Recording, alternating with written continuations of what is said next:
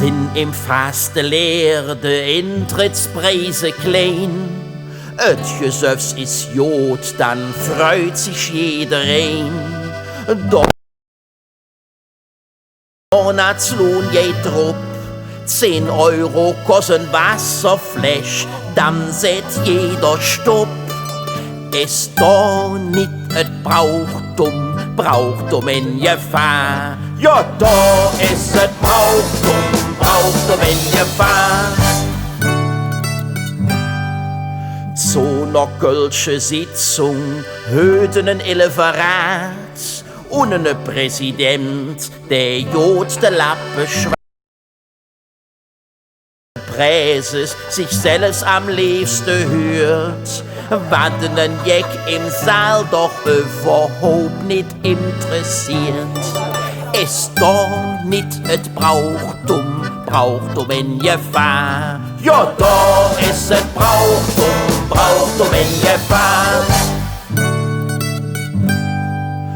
Überall nur Werbung, auch im Sitzungssaal.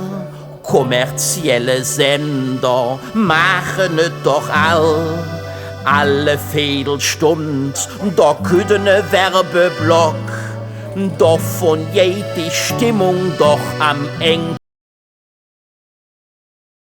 Ist da nicht et Brauchtum in Gefahr? Ja, da ist et Brauchtum in Gefahr.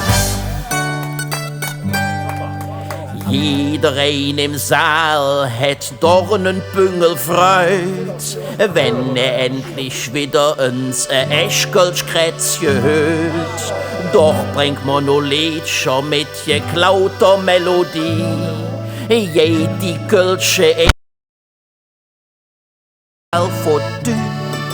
Ist doch nicht et Brauchtum in Gefahr? Ja, da ist et Brauchtum in Gefahr. Et letztmod ich nom Rathus zur Verwaltung hin, im linke Ärming Akte und Rätsefläschje wing. Der Beamte wurf mich mit minger Fläche rot. Wieger jet stirft noch der Klüngel us. Ist da nicht et Brauchtum in Gefahr? Ja, da ist et Brauchtum in Gefahr. Super!